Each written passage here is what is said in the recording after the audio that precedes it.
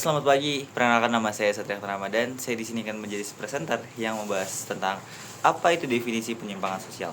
Definisi penyimpangan sosial itu terbagi menjadi dua tokoh, yaitu ada Nasution dan juga ada James van der Zanden.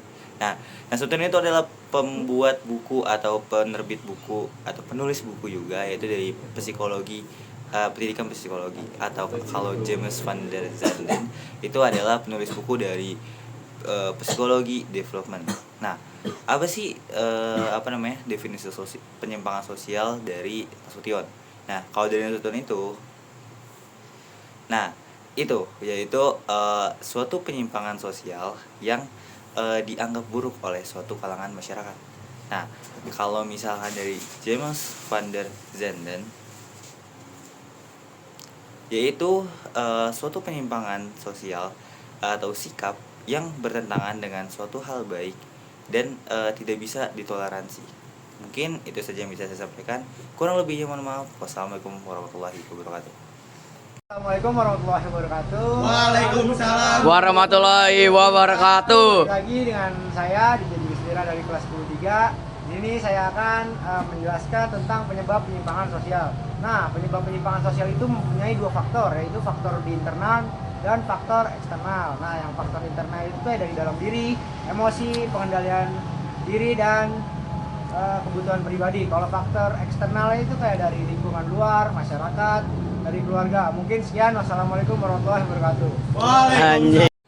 Yang berbeda seseorang mempelajari perilaku penyimpangan melalui pergaulan, misalnya penggunaan narkoba. Yang kedua, teori labeling. Edwin M. Lemaitre.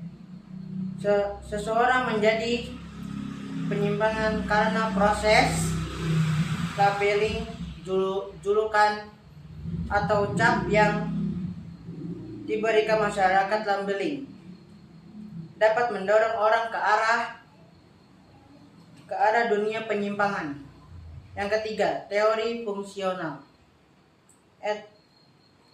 Emily Durkheim. Faktor penyimpangan pada individu satu dengan lainnya berbeda. bisa jadi karena keturunan, lingkungan fisik, dan lingkungan sosial. Yang terakhir, teori konflik. Karl Marx. Penyimpangan terjadi melantar belakangi kejahatan dengan perkembangan kapitalisme. Nah, bentuk penyimpangan sosial dibagi menjadi dua bagian, yaitu berdasarkan sifat dan juga berdasarkan jenis perilaku. Berdasarkan sifat, penyimpangan sosial dibagi menjadi dua, yaitu penyimpangan positif dan juga penyimpangan negatif. Penyimpangan positif yaitu adalah penyimpangan yang terarah pada nilai-nilai sosial yang diinginkan oleh setiap masyarakat. Penyimpangan positif juga biasanya berubah seiring perkembangan zaman. Contohnya seperti emansipasi pada wanita atau patriarki. Lalu ada penyimpangan negatif. Penyimpangan negatif adalah yang melanggar nilai dan norma sosial masyarakat tanpa mencapai tujuan yang diinginkan. Contohnya seperti pembunuhan. Lagian siapa juga sih yang mau ada pembunuhan?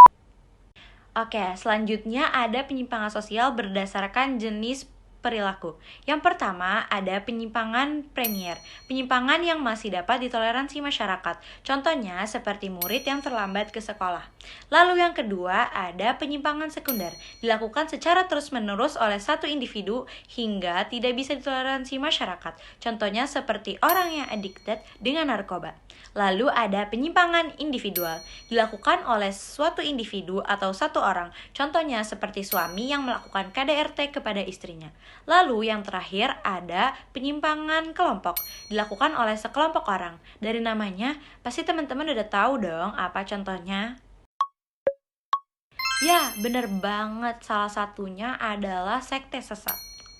Assalamualaikum warahmatullahi wabarakatuh. Perkenalkan, saya Dewa Almanda Gusman dari kelas 3 dan absen 8. Di sini saya ingin mempresentasikan tentang materi atau mapel atau pelajaran sosiologi tentang definisi pengendalian sosial. Oke, di sini definisi pengendalian sosial menurut ahli yaitu Peter Alberger. Menurut Peter Alberger, pengendalian sosial adalah segala cara yang dilakukan oleh masyarakat untuk menertibkan atau mengatur anggotanya yang membangkang. Contohnya seperti aturan di sekolah yang melarang siswa membawa ponsel ke kelas untuk menjaga fokus belajar siswa. Sekian presentasi dari saya. Kalau ada salah kata mohon maaf. Wassalamualaikum warahmatullahi wabarakatuh. Assalamualaikum warahmatullahi wabarakatuh. Perkenalkan, nama saya Cina Manina Reswari dari kelas 10-3 absen 7. Di sini saya akan sebutkan dan jelaskan satu persatu tentang jenis-jenis pengendalian sosial. Jenis-jenis pengendalian sosial itu ada 5. Saya jelaskan yang pertama terlebih dahulu. Yang pertama, pengendalian sosial preventif. Pengendalian sosial preventif adalah pengendalian yang dilakukan untuk mencegah terjadinya perilaku menyimpang atau pelanggaran norma sebelum hal tersebut terjadi. Contohnya yang pertama, program pendidikan tentang bahaya narkoba di sekolah, dan yang kedua, kampanye keselamatan berkendara. Selanjutnya, yang kedua, pengendalian sosial represif. Pengendalian sosial represif adalah pengendalian yang dilakukan setelah terjadinya perilaku menyimpang atau pelanggaran norma. Contohnya, yang pertama, hukuman penjara bagi pelaku kriminal, dan yang kedua, denda bagi pelanggar peraturan lalu lintas. Yang ketiga, pengendalian sosial kuratif. Pengendalian sosial kuratif adalah pengendalian yang bertujuan untuk memperbaiki atau mengoreksi perilaku individu atau kelompok yang sudah menyimpang.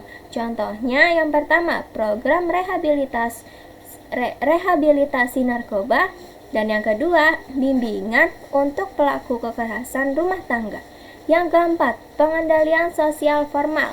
Pengendalian sosial formal adalah pengendalian yang dilakukan oleh lembaga-lembaga resmi dan memiliki kewenangan dalam masyarakat seperti pemerintah, polisi, pengadilan, atau lembaga pendidikan. Contohnya, hukum pidana yang menuntut tindakan hukum terhadap pelaku kejahatan, dan yang kedua, peraturan sekolah yang memberikan sanksi kepada siswa yang melanggar. Yang kelima, pengendalian sosial informal. Pengendalian sosial informal adalah pengendalian yang dilakukan oleh masyarakat melalui interaksi sosial yang tidak terstruktur seperti keluarga, teman, atau lingkungan sekitar. Contohnya, teguran orang tua terhadap anak yang berperilaku buruk, dan contoh yang kedua, nasihat teman terhadap seseorang yang bertindak tidak sesuai norma. Sekian dari saya, kurang lebihnya mohon maaf. Wassalamualaikum warahmatullahi wabarakatuh.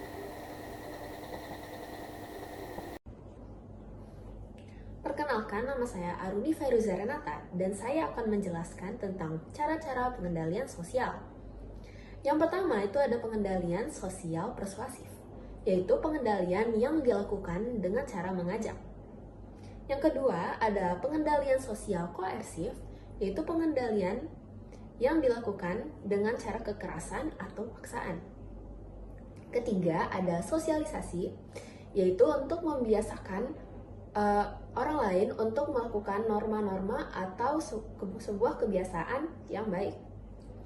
Dan yang keempat, itu ada penekanan sosial, yaitu proses dari penekanan dari suatu kelompok yang mempengaruhi perubahan diri individu. Selanjutnya, ada penekanan sosial preventif, yaitu penekanan sosial yang dilakukan sebelum adanya perilaku yang menyimpang. Dan yang terakhir itu ada pengendalian sosial represif. Pengendalian sosial represif, yaitu pengendalian sosial yang dilakukan setelah adanya perilaku yang menyimpang.